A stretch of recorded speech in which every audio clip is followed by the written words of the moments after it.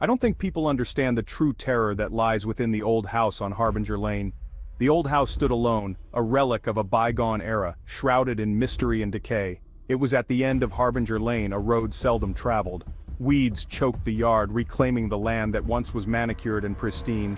The windows were dark eyes, hollow and unblinking, staring out into the world with a silent, eerie presence. They watched, they waited. The house seemed alive, as if it had a soul of its own, a soul that was restless and tormented.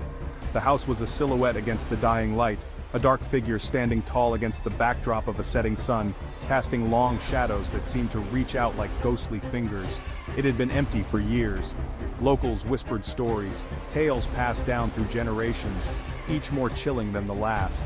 They told of strange noises, creaks and whispers that echoed through the night, sounds that sent shivers down the spine of anyone who dared to listen. They spoke of flickering lights, mysterious and unexplained, that would dance in the windows, casting eerie glows that seemed to beckon the curious and the brave. Some saw figures in the windows, shadowy shapes that moved with a life of their own, phantoms that seemed to be trapped within the walls of the old house. No one dared to go near. The house exuded a sense of dread, a palpable fear that kept even the bravest souls at bay. The house was a place of fear, a monument to terror that stood as a warning to all who passed by. It was a place of darkness, where shadows seemed to have a life of their own, creeping and crawling, whispering secrets of the past. The house was once grand, a beautiful Victorian masterpiece. Now it was decaying. The paint peeled in long strips, revealing the bare wood beneath. The roof sagged, threatening to collapse under its own weight.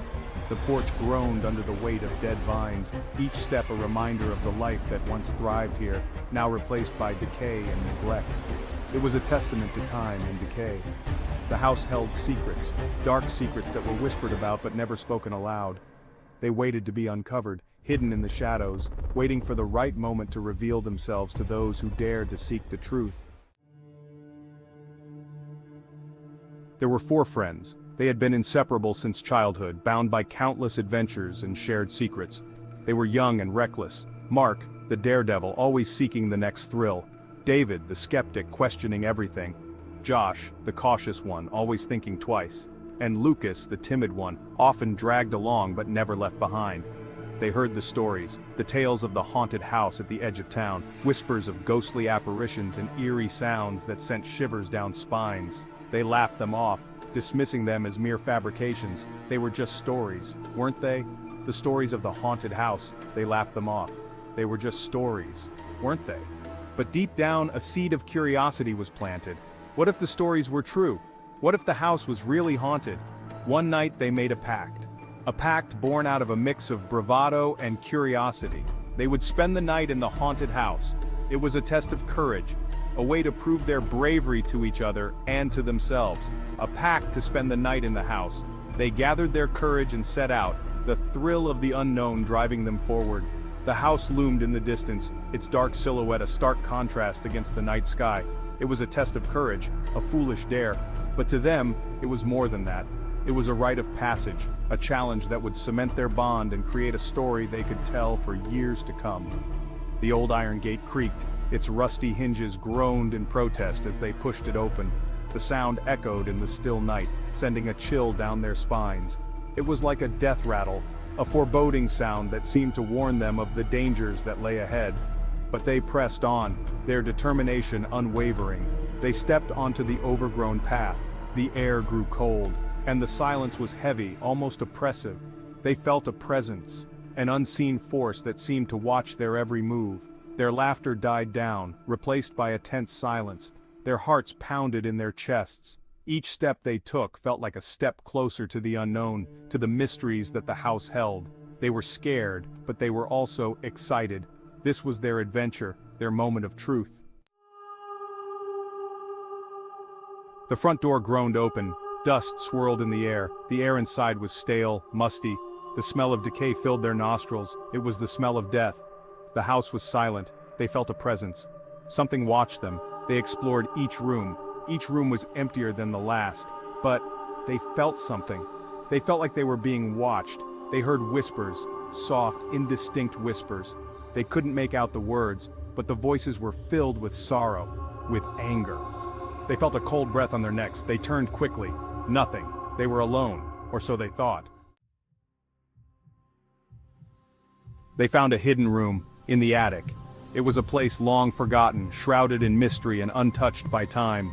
The air was thick with the scent of decay and neglect, a silent witness to the passage of years. It was filled with cobwebs, dust covered everything. The room seemed frozen in time, a relic of a bygone era. Every surface was blanketed in a thick layer of dust, undisturbed for decades. There was a small wooden table. It stood in the center of the room, an island in a sea of dust and shadows.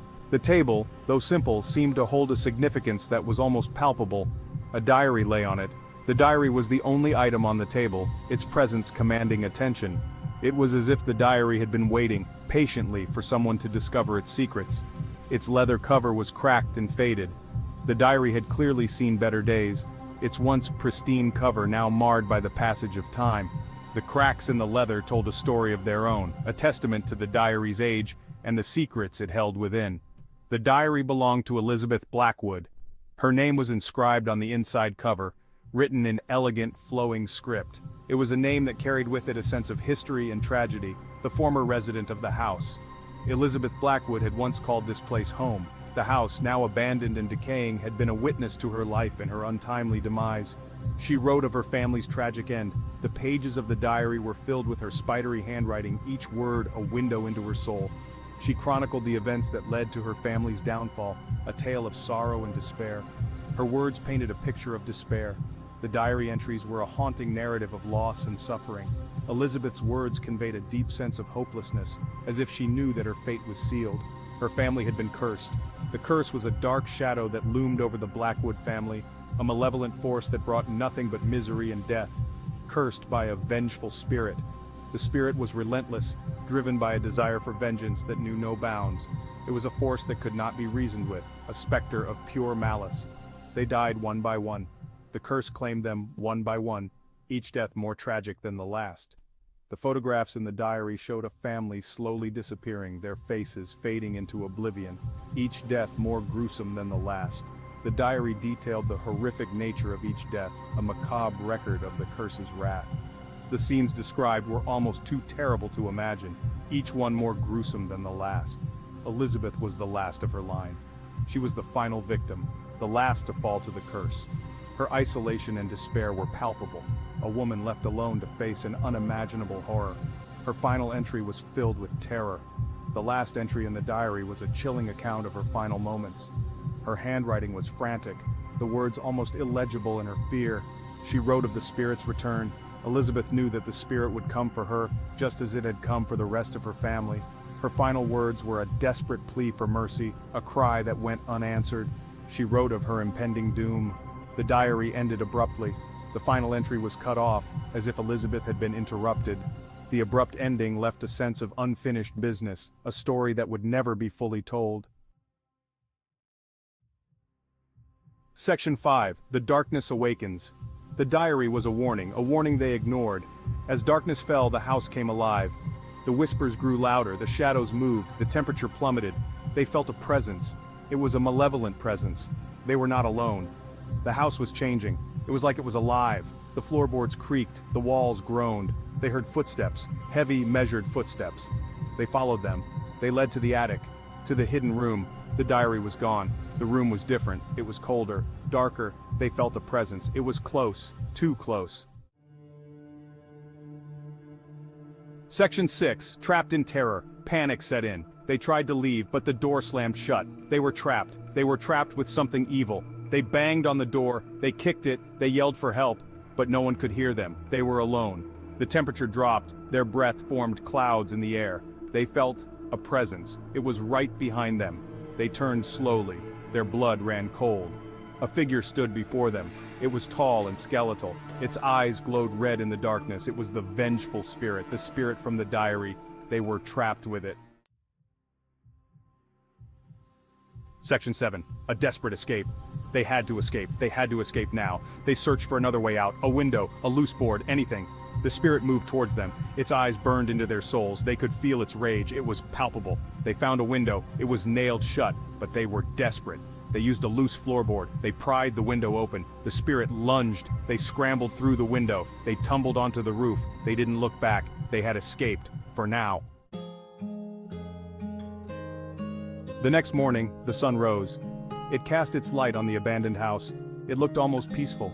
But the silence was broken by the sound of sirens. The authorities had arrived. A search party was forming. The friends had called them. They were still in shock. They were still terrified. They told their story. The story of the haunted house. The story of the vengeful spirit. No one believed them. They were dismissed as crazy, as delusional. But they knew the truth. They had seen it. They had felt it. The house stood empty, a testament to the horrors that transpired within its walls. The locals avoided it. They knew the truth. They had always known. The house was haunted, forever haunted. The friends were never the same. They were haunted by their experience. They carried the scars, both physical and emotional. They knew one thing: they would never return to the house. They would never forget the horrors they had seen. The story of the abandoned house became local legend, a cautionary tale, a warning to those who dared to tempt fate. The house remained, a constant reminder of the darkness that lurked within. The house on Harbinger Lane, the haunted house. It stood alone, silent, waiting for its next victims. There are places in this world, places where darkness reigns, places where evil lingers. The abandoned house on Harbinger Lane was one such place. A place where the veil between our world and the next was thin. A place where the dead walked among the living. Heed this warning, avoid the darkness, for it is in the shadows that evil lurks, and it is in the shadows that it waits for you.